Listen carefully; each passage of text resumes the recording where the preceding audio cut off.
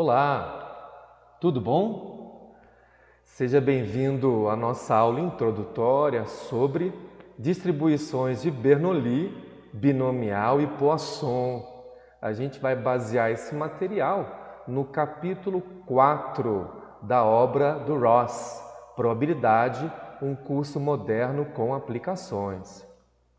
Vamos começar então com a distribuição de Bernoulli, é a mais simples. A gente está se referindo a um experimento que só pode ter dois resultados possíveis, ou o sucesso ou o fracasso. A variável aleatória para o sucesso a gente vai definir como sendo 1 e x igual a 0 para o fracasso. E também definiremos como P a chance do sucesso. Então, se P é a chance do sucesso e eu só tenho dois eventos, sucesso e fracasso, a chance do fracasso é 1 menos P. Nesse caso, a gente diz que a variável aleatória é de Bernoulli e a gente denota por x distribuído por Bernoulli de P. Esse aqui é o criador da distribuição de Bernoulli, é o Jacob Bernoulli. É interessante fazer aqui um adendo que a família Bernoulli foram 3 gerações de grandes contribuições na matemática, na física e na engenharia, nos séculos 17 e 18. Alguns exemplos de uma variável de Bernoulli no lançamento de uma moeda honesta. Então, o x vai ser distribuído por Bernoulli, onde o p é 0,5. Só pode ter o sucesso ou o fracasso, por exemplo, obter cara. Um outro exemplo, eu tenho 10 lâmpadas e 3 são defeituosas. A variável aleatória, ela vai ser retirar uma lâmpada defeituosa. Atenção, retirar a lâmpada defeituosa é o meu sucesso. Então, o P é 0,3. A variável x, ela vai ser distribuída por Bernoulli com o parâmetro P 0,3. A distribuição de Bernoulli tem valor esperado e variância, é muito simples de serem calculados, porque é um experimento básico, né? É o ponto de partida para essa teoria que eu vou te apresentar agora. Então, o valor esperado é o somatório de x, p de x. Atenção à notação. Quando eu usar x maiúsculo, é a variável aleatória, com todos os valores que ela pode assumir. Quando eu usar x minúsculo, aí é um valor que ela assumiu. Então, por exemplo, x, como variável aleatória, no experimento de Bernoulli, pode ser ou 0 ou 1. 0 para o fracasso, 1 para o sucesso. Aqui, com o x minúsculo, é de fato o valor que ela assume. Ora é 0, ora é 1. Então, está aqui, ó, o valor 0, que é o fracasso, com a chance 1 menos p, e o valor 1, que é o sucesso, com a chance p. Você faz o somatório de x, p de x, esse termo se anula e você encontra p. Então, o valor esperado, também chamado de esperança, ou a letra grega mi, é igual a p. Já a variância de x é a esperança do quadrado de x menos a média.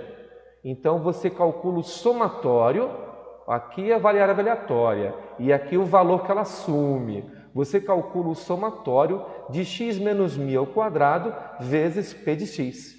Então, quando x é 0, a probabilidade do fracasso, e nessa mesma expressão, quando x é 1, aqui, e probabilidade do sucesso. Você expande a conta e a variância é p, que multiplica 1 menos p. O segundo caso que a gente vai analisar, ele é construído em relação ao experimento de Bernoulli. A gente vai pegar esse experimento que tem 2 resultados possíveis, sucesso e fracasso, só que dessa vez, esse experimento de Bernoulli será repetido. Eu vou repetir 1, 2, 3, n vezes, de forma independente. Uma repetição não tem dependência, não tem uma relação com a outra. Nesse caso, é uma outra variável aleatória, que a gente chama de binomial. E os parâmetros são n e p. Ora, aqui faltou a letrinha p. São n e p. então vai ser denotado por x distribuído por binomial n e p. N é a quantidade de repetições e p continua sendo a chance do sucesso. Vou te dar um exemplo. 5 moedas honestas são jogadas, foram lançadas. Se esses resultados são independentes, o lançamento de uma não influencia o lançamento da outra, ele quer a função de probabilidade do número de caras obtidos. Então, se x é o número de caras obtidos no lançamento de 5 moedas, ou x igual a 0, ou x igual a 1, ou 2, ou 3, ou 4, ou 5. E reparem que eu estou repetindo 5 vezes o experimento de Bernoulli, que é lançar uma moeda. Toda vez que eu repito um experimento que só tem 2 resultados possíveis, sucesso e fracasso, onde nesse caso o sucesso é obter cara, eu tenho uma variável aleatória binomial. Aqui está o número de repetições, 5, e aqui está a chance de sucesso, que é obter cara, é 0,5. Eu vou te explicar isso aqui primeiro. Qual é a chance de obter uma cara quando eu lanço 5 moedas? Ora, pode ter sido cara na primeira moeda, cara na segunda ou na terceira. Quer dizer, aqui está a combinação das 5 moedas de quantas maneiras eu posso obter uma cara. E para cada cara que eu obtenho, qual é a chance disso? É meio elevado a 1. E aí, se eu obtenho uma cara, as outras 4 lançamentos foram coroa. Qual é a chance de obter coroa? Meio elevado a 4. Então, você está analisando aqui a distribuição, a probabilidade para cada valor possível da variável aleatória. Aqui, quando x igual a 0, eu obtenho nenhuma cara. Então, é a chance de cara elevado a 0, a chance de coroa elevado a 5, porque todas deram coroa e são lançamentos independentes. Se você reparar essa estrutura que foi montada aqui, você vai entender a origem do nome binomial. Esses termos que estão aparecendo aqui, é esse termo geral aqui. E o termo geral da expansão do binômio de Newton, onde x mais y elevado a n, quando você expande, vão aparecer esses termos. Combinação de n tomado k, x, n menos k, y é k. Onde no caso da variável binomial, aqui tem o número de repetições, quantas vezes você obteve o sucesso, a probabilidade do sucesso elevado a k e a probabilidade do fracasso elevado a n menos k. Então, por exemplo, se você obteve 4 caras, então de 5 lançamentos, de quantas maneiras eu posso obter 4 caras? E aqui a chance de cara elevado a 4 e a chance da coroa elevado a 5 menos 4, que dá 1. De uma forma geral, se eu tenho uma variável aleatória distribuída pela distribuição binomial NP, a probabilidade de I, aqui já é a letra minúscula, a variável aleatória tomando o valor I. É a combinação de N tomado IAI, chance do sucesso elevado a I, chance do fracasso elevado a N menos I.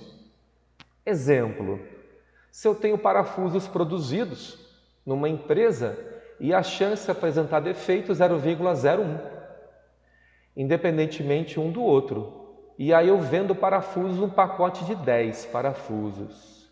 E eu ofereço garantia de devolução se um ou mais parafusos apresentarem defeito. Qual é a chance, a proporção desses pacotes vendidos terem que ser trocados? Quer dizer, eu troco se eu executo a garantia. E a garantia é se um ou mais estiverem com defeito. Vamos lá. É uma variável binomial, onde eu faço 10 repetições, que é pegar um parafuso a cada vez, e a chance do sucesso, nesse caso, é um parafuso defeituoso. A chance do sucesso é 0,01. Ora, em vez de eu calcular a chance de mais de um parafuso apresentar defeito, o que seria mais de um? Ou 2, ou 3, ou 4, ou 5, ou 6, ou 7, ou 8, ou 9, ou 10. Em vez de somar todas essas probabilidades, eu pego o complementar. A chance de mais de 1 é o complementar da chance de nenhum ou a chance de 1. Então, mais de 1, que é o p de x igual a 2 em diante, é 1 menos p de x igual a 0 e p de x igual a 1. Ou, usando essa expressão aqui acima, é 1 menos a chance de obter nenhum defeituoso. É 10 tomado 0 a 0, chance do sucesso elevado a 0, chance do fracasso elevado a 10 menos 0.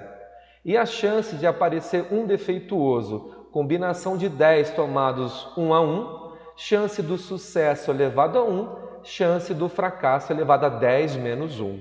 E aqui está a probabilidade, então, de eu ter que trocar o pacote de parafusos.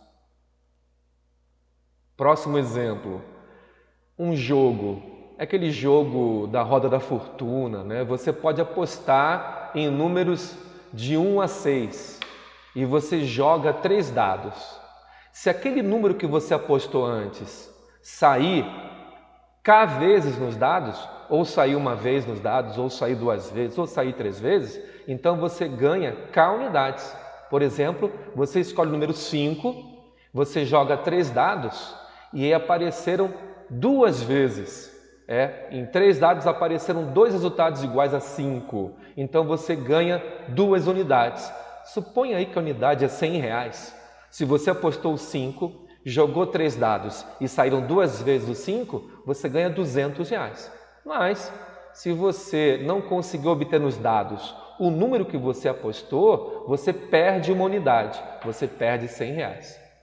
Esse jogo é justo para o jogador? Bom, primeira coisa, se a gente está repetindo esse lançamento do dado e é independente, então eu tenho uma binomial com 3 repetições e a chance do sucesso é 1/6. Que chance do sucesso é essa? Ora, é você obter o número que você apostou. Você apostou num número que vai de 1 a 6, então a chance de você acertar aquele número é um número em 6 das faces do dado, 1/6. Então, esse aqui é quando você perde, você não obtém, nenhum sucesso. 3 tomado 0 a 0, sucesso a 0, fracasso a 3 menos 0. E assim por diante, até que você tenha a chance de obter 3 vezes o número que você apostou. Combinação de 3 tomado 3 a 3, chance do sucesso elevado a 3, fracasso elevado a 3 menos 3. Então, essas são as chances possíveis nesse experimento, nesse jogo aí, que é um experimento binomial. Para eu saber se o jogo é justo ou não, eu calculo o valor esperado. O valor esperado é o somatório de x, p de x. Então, voltando aqui à tela anterior, para cada x, x é menos 1, eu multiplico por p de x, 125 sobre 16, mais x igual a 1 vezes isso, mais x igual a 2 vezes isso, x igual a 3 vezes isso. E aí você obtém esse valor esperado, que é negativo.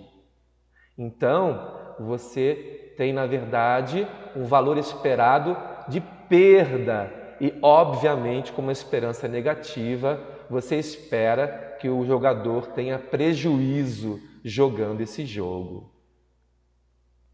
A distribuição binomial, você também pode calcular de uma forma geral a esperança e a variância. Esses cálculos estão feitos na obra do Ross. A esperança da variável aleatória binomial com parâmetros NP é n vezes p. Então, μ é n vezes p. Já a variância, que a gente começa aqui com o valor esperado do quadrado de x menos μ, você expande aqui essa definição, você desenvolve e obtém esse termo, e no livro do Ross ele calcula tanto o e de x2 como o μ2, que acabou de calcular aqui em cima, Como o e de x2 é essa expressão e o μ é np, então a variância é e de x2, isso aqui, menos μ ao quadrado, n2p2. Você cancela, você coloca em evidência e está aqui a variância.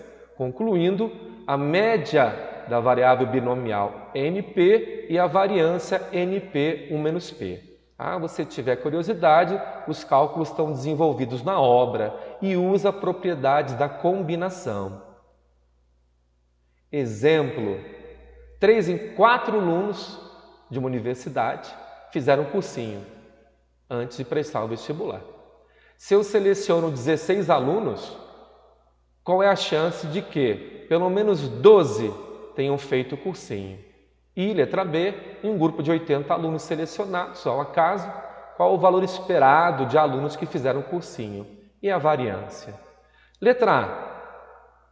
Primeiramente, a gente tem na letra A, eu tenho o caso de 16 alunos foram selecionados ao acaso. Então, uma variável binomial com n igual a 16 e o P é a chance do sucesso. Qual é o contexto? É ter feito o cursinho. Ora, se a cada 4 alunos 3 fizeram o cursinho, o sucesso é 3/4, ou 0,75.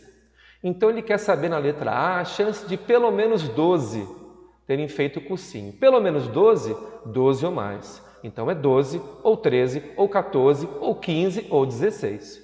Você usando a expressão binomial, por exemplo, qual é a chance de você obter 12 sucessos? Combinação de 16 tomados 12 a 12, chance do sucesso elevado a 12, chance do fracasso elevado a 16 menos 12. Isso para 12, para 13, 14, 15 e 16. Qual é a última chance? Ora, a chance de ter 16 alunos em 16 que fizeram o cursinho. Combinação de 16 tomado 16 a 16, chance do sucesso elevado a 16, chance do fracasso a 16 menos 16. Você calcula essa expressão e essa aqui é a chance de pelo menos 12 em 16 alunos terem feito o cursinho pré-vestibular. Já na letra B, ele pega 80 alunos. Então, uma outra variável aleatória com distribuição binomial de 80 repetições e a chance de sucesso 0,75. Qual é o valor esperado? O valor esperado é n vezes P, que é 80 vezes 0,75, 60. Então, em 80 alunos, espera-se que 60 deles tenham feito o cursinho antes de prestar o vestibular. Já a variância, NP 1 menos P e dá 15. A variância é uma medida de dispersão, o quanto a média pode ser confiável, É como se você pegasse aqui esse 60, que é o valor esperado, somasse 15 e tirasse 15. E você constrói um certo intervalo de confiança em relação a essa média. A gente vai ver isso mais tarde. Então, quanto menor for a variância, mais confiável será o valor esperado.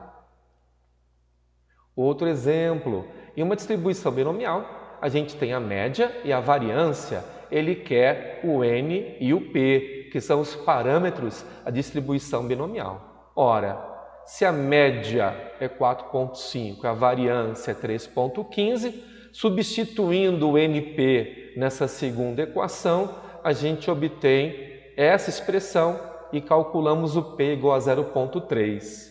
Você vai, então, na primeira equação de novo, substitui o P por 0,3 e você obtém o N. Então, com esses valores de média e variância, a gente tem, na verdade, uma distribuição binomial com 15 repetições e chance do sucesso igual a 0,3. Quando você calcula a probabilidade para cada valor da variável aleatória, aparece um gráfico, Aqui um gráfico em barras, muito característico. Vamos olhar com calma. Por exemplo, se eu estou falando um lançamento de moedas, de 10 moedas, é um experimento binomial, com n igual a 10, e se eu me refiro a achar o número de caras, então a chance do sucesso é 0,5. Essa aqui é a probabilidade para cada valor da variável aleatória, onde eu posso obter 0 cara, 1 cara, até 10 caras. Se você calcular para cada valor a probabilidade e colocar assim num gráfico de barras, num histograma, o que você está percebendo? Um comportamento. Eu começo aqui com um valor pequeno, vai aumentando até o valor máximo e depois vai decaindo. Esse comportamento ele é muito comum na natureza. Diversos fenômenos da natureza são modelados, expressados por esse tipo de padrão, o que levou o matemático Gauss, mais tarde, com essas observações, a desenvolver uma função matemática que tivesse aqui esse mesmo comportamento, que é a função gaussiana ou a curva normal, que veremos mais adiante. Então aqui, na distribuição binomial, a gente já observa esse padrão da chamada curva boca de sino, ou um padrão que se assemelha a uma distribuição normal gaussiana. E você percebe que o valor central, 5, também é o valor esperado. Aqui nós temos distribuição binomial com n e p. Se eu multiplicar o n vezes p, dá 5. O valor esperado é esse aqui, 5, onde acontece a maior probabilidade. Então, no valor central, que é o valor da média, você tem um pico, e se você se afasta para a média, seja para um lado ou para o outro, a chance vai caindo. Gravem esse padrão, vai aparecer mais para frente em outros fenômenos. E a última da aula de hoje é a de Poisson. A de Poisson, ela vai de alguma forma estar relacionada com a distribuição binomial, que por sua vez está relacionada com a de Poisson. Por isso que as três estão em sequência, né? A de Poisson, ela tem essa propriedade aqui. Eu vou começar definindo a de Poisson pela sua probabilidade. A chance de ocorrer um valor da variável aleatória, x igual a i, x vai dar i, vai ter uma exponencial aqui com um parâmetro lambda, lambda elevado a i sobre i fatorial. Eu defino assim, está definido, a probabilidade de uma variável aleatória de Poisson com parâmetro lambda. Essa função ela foi introduzida por Poisson no século XIX. Ele estava investigando a probabilidade de vereditos em matérias criminais e civis. Tá? Essa distribuição de Poisson ela é muito interessante. A aplicação dela é que ela vai aproximar a distribuição binomial, tá? Quando o n vezes p tiver um valor moderado. Quer dizer, quando o n for grande e p é suficientemente pequeno, np tiver um valor finito moderado, você vai conseguir usar de Poisson para aproximar a distribuição binomial. Então, em que situações você vai ter o n grande e o p é pequeno? Ora, pessoas em uma comunidade que vivem mais de 100 anos. Pessoas, n é muito, mas a chance de viver muito aí já é reduzida. Números de telefone são muitos, mas discados incorretamente. A chance do sucesso é discar incorretamente, é uma chance pequena. Pacotes de biscoitos, ok, pode ser grande o n, mas que você vende numa certa loja, aí a chance da ocorrência, o p, é pequeno, e assim por diante. Toda vez que você tiver um problema cujo n é grande e o p é pequeno, você pode modelar uma distribuição de Poisson. Exemplo, erros tipográficos numa página de um livro. Você tem várias páginas do livro. Erros tipográficos, a chance de sucesso é a chance de ocorrência do erro. Aí é um valor pequeno. Aqui ele fala assim, ó, é distribuição de Poisson com parâmetro lambda 0,5. Calcule a chance de pelo menos um erro nessa página. Poxa, pelo menos um? É 1, ou 2, ou 3, ou 4 e assim por diante. E eu não tenho o n aqui. Eu não tenho o valor de n. O n é grande. Então eu vou usar aquela estrutura, né, de calcular a probabilidade de mais do que 1 como 1 menos a chance da probabilidade de nenhum. Então eu começo com uma variável aleatória de Poisson com o parâmetro 0,5 e vou calcular isso aqui, o complementar da chance de nenhum, que é pelo menos 1. Então gravem, pelo menos 1 é 1 menos a chance de nenhum. Então, lambda é 0,5, aqui é 0,5, aqui é 0,5, e o i, que é o valor que a variável aleatória assume, é 0. Aí você tem essa expressão aqui, lembrando que qualquer número elevado a 0 dá 1, 0 fatorial dá 1, e você tem a chance de pelo menos um erro tipográfico na página de um livro. Na obra do Ross, você demonstra que o valor esperado da distribuição de Poisson e também a sua variância é da lambda. Quer dizer, a esperança de x é lambda. Então, esse parâmetro que define a distribuição de Poisson também é seu valor esperado, ou o valor médio. Exemplo, eu tenho a probabilidade de um item produzido por uma certa máquina apresentar defeito como 0,1. Qual é a chance de que uma amostra de 10 itens contenha no máximo um item defeituoso? Interessante, aqui ele está dizendo quem é o n, né? O n igual a 10, eu tenho a chance de sucesso, que é apresentar defeito, que é 0,1. Então, a princípio, é um experimento binomial, onde x é distribuído binomial com n igual a 10 e p 0,1. Então, a chance de conter no máximo 1 é nenhum ou um defeito. E aí, usando a expressão binomial, nenhum defeito, né? X igual a 0. Aí entra aqui o valor de k, e aqui é 10 menos k. E para x igual a 1, aqui entra o k, o 10 menos k. Probabilidade de sucesso, do fracasso.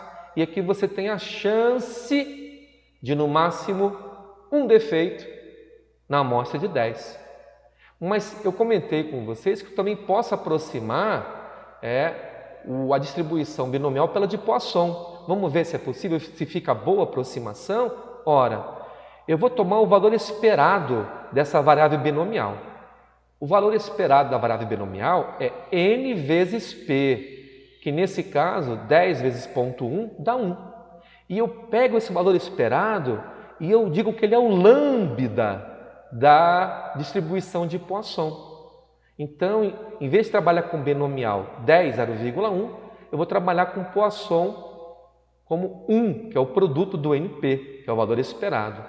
E eu aplico a fórmula da probabilidade de Poisson. A chance de ser nenhum defeito ou de 1, aqui está a chance de nenhum pela fórmula de Poisson, a chance de 1 pela fórmula de Poisson, e eu obtenho aqui a probabilidade 0,7358, que acerta com 2 casas decimais a probabilidade calculada pela binomial. Então você percebe que, de fato, Poisson aproxima a binomial. Quanto maior for o n e menor for o p, essa aproximação fica melhor. Exemplo, número de petroleiros que chegam a uma refinaria. Não está dizendo n, o número n é grande, né? E já dá a média, são 2 petroleiros por dia. Qual é a chance da refinaria receber no máximo 3 petroleiros em 2 dias? Por uma variável de Poisson com parâmetro 4. Por que 4? Ora, se eu tenho 2 petroleiros por dia, em 2 dias eu espero 4, o valor esperado. Então a probabilidade de no máximo 3, ou é nenhum, ou é 1, ou é 2, ou é 3. Usando a expressão da probabilidade para a variável de Poisson, eu obtenho aqui essa expressão e eu somo todas e eu vou obter 0,43, a chance de receber no máximo 3 petroleiros em 2 dias. Pela sua atenção, muito obrigado.